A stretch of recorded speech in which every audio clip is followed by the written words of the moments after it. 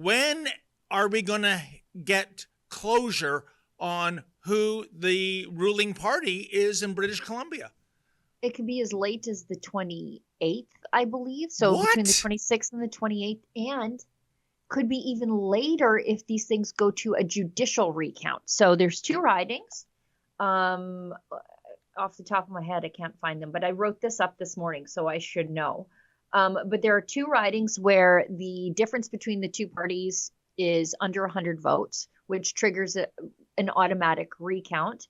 But also because there were so many early ballots cast, like advance voting, that those ballots are still being cast, and people were allowed to do their mail-in ballot up until election day, up until and including election day. So some of those are still coming in.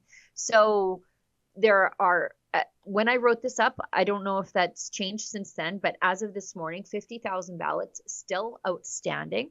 And what's funny and slightly ironic is that they were using Dominion voting tabulators. David, sip it. I know. Okay. They were using Dominion, not voting machines. I want to be very clear. I did my digging on this, probably more than anybody passing around conspiracy theories. But I did my digging on this. And Dominion voting tabulators were used, which were supposed to deliver the results nearly instantly. Well, it was like 1 a.m. and Dre and I are like, don't even have 100% of the votes counted. Thank you. So I, as like somebody who cares about government wasting money, I want to know how much money was wasted on these vote tabulators. They're not voting machines. They were not connected to the internet, so they're not able to be hacked. All the paper ballots are retained. These things just count the paper ballots. The paper ballots are retained and audited against the machines later on, and all the parties are involved in overseeing the audits of the machine. So, but what my concern is, I think they probably spent a ton of money and overpromised and underdelivered on what these things could do. So all that is to say, they're doing official recounts in two of these ridings, could be even more. We don't even have all the votes counted. We don't even have all the votes in. Thank you, Canada Post. And if things are looking hinky, it could go to an official judicial review of the votes. And right now, the NDP hold the legislature. So they're at 46. Conservatives are at 45.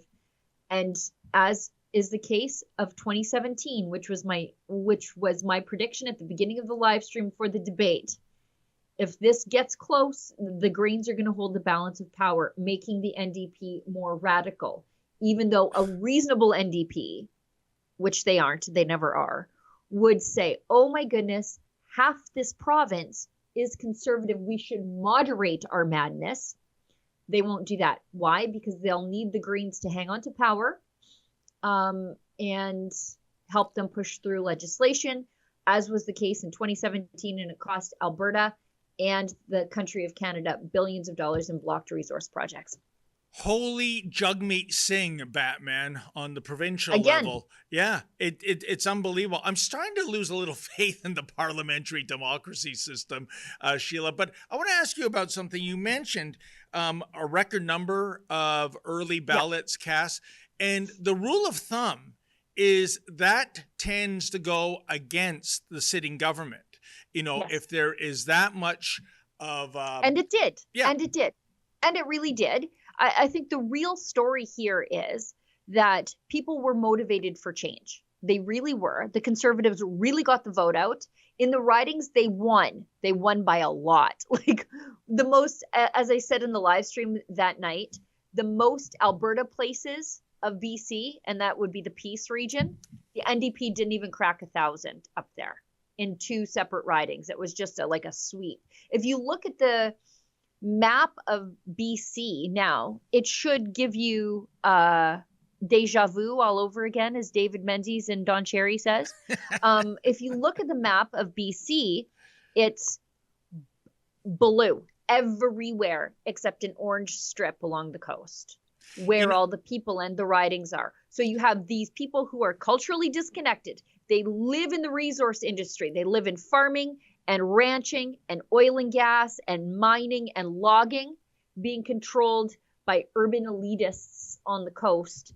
And that feels very much like the Alberta experience within Confederation. Oh, and Sheila, what we're witnessing right now in the United States with that election coming up in just 2 weeks.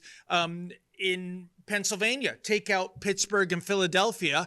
That's a red state. In New Jersey, take out Camden and Newark. Red state. In New York State, take out New York City, Albany, and Buffalo. Red state. It's really city mouse versus country mouse here, isn't it?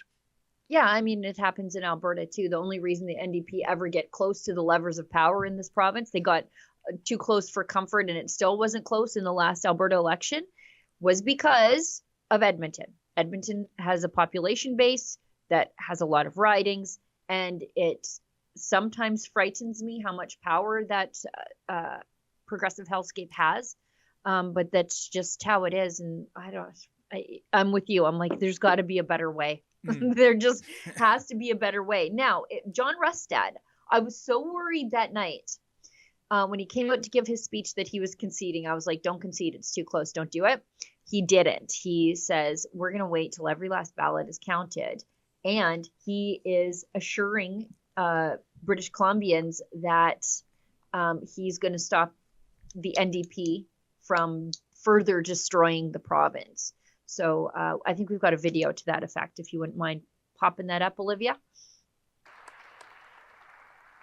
I'm optimistic that the people in this province are hungry for that change. And I can tell you something, what we have seen to date, because of the work that we've been doing, because of the pressure that we're putting on this government, think about it.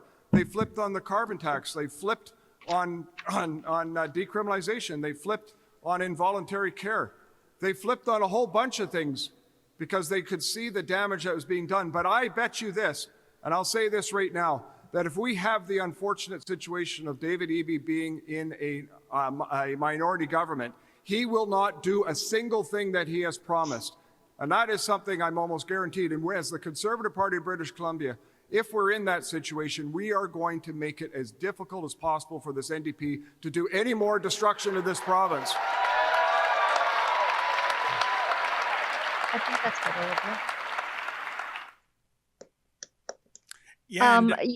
Sorry, go ahead, David. Oh, to which David Eby replied, we really need to do better. You know, for a second there, Sheila, I thought I tuned into a press conference by the Toronto Maple Leafs in spring after yet another first round exit.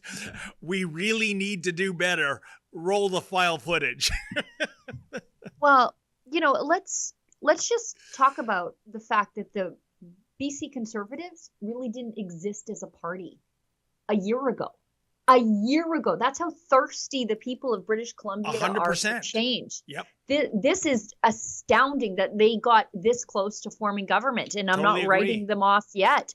I think if the British Columbia public had 6 more months of suffering under the NDP and the Trudeau government, and 6 more months of getting to know John Rustad, it would have been a blowout for the Conservatives in British Columbia. They just ran out of time, unfortunately. But what a story that they even got this close. And as I said, I'm not writing them off quite yet. Oh, to go from zero to official opposition potentially, or even the government, but even if they fall short, it is miraculous. I think we have another clip. Oh, well, where have we heard this before? My big fear, 2017 all over again. Here we go. Facing the prospect of a minority government, BC NDP leader David Eby confirms talks with Green leader Sonia Furstenau for a partnership. Ooh, talk about deja vu all over again. Let's hear what these two have to say. And I also tonight spoke with Sonia Furstenau.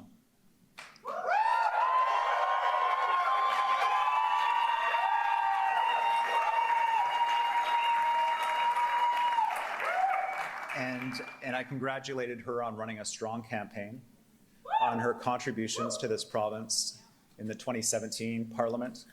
And since then, she ran a strong and principled campaign, and I'm grateful for that.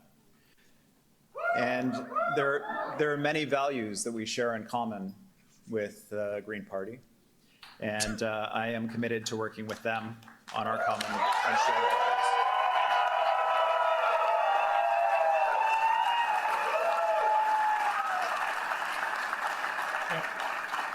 And Yeah, Sheila, how strong a campaign did Sonia run, given that the leader of the BC Green She Party lost her seat. lost her seat? She lost her seat. So how the hell does this lady get to be the kingmaker?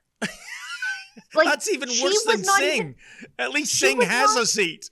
Exactly. She wasn't even given a mandate by the people in her riding. Yeah. Yet she thinks that she can override the mandate given to the NDP by the people of British Columbia. It's divided. You don't get to put him over the line. And this is all for show. This, like, the last week leading up to this election, she was all prickly doing this like prairie chicken mating dance with David Eby, because David Eby said to Green Party voters, don't waste your vote on your own party. We need to stave off the surging conservatives. And so she was mad. Oh, how dare you?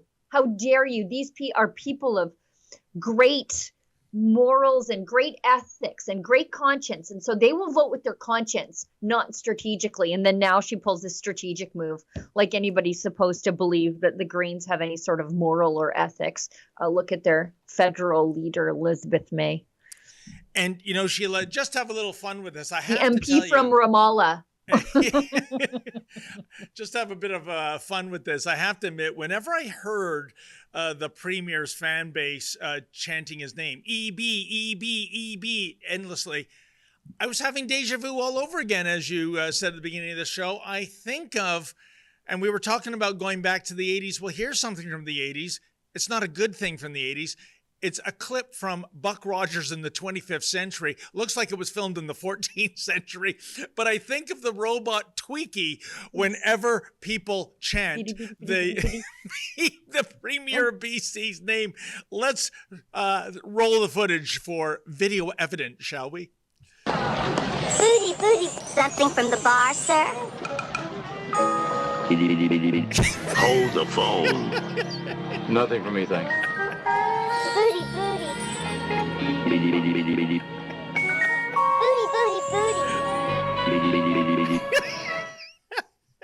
You know, David, Sheila, I found our Halloween costumes right there.